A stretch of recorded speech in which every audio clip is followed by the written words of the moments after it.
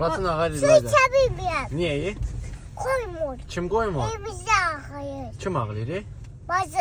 Batı ağlayanda sen imkan vermirsən ha? Ben ağrıyamıyorum. Teşekkürler. Batı harda ağlayır? Ne kadar ağrıyorsun? Bağa görsən yenə ağlayır. Batı harda ağlayır? Başında da ağrıyor. Sonra? Sonra harda?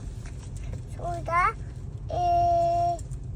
bebek sebze bebeği yağda ağrıyor. Yemək yeyəndə ağlayır.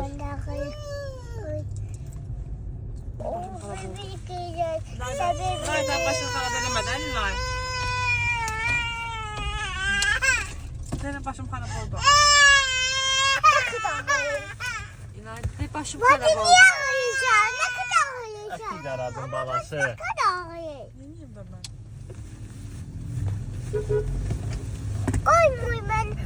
Yemek hadi koymuyor ben. Oyuncaklardan oynayayım. Bacı başladı da ağrıyor.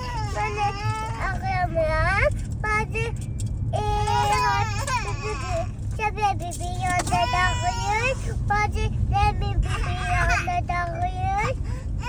Ne kadar ağrıyor? Koymuyorum ben. Elhan satayım. Sənin ürəyindən imki bazı.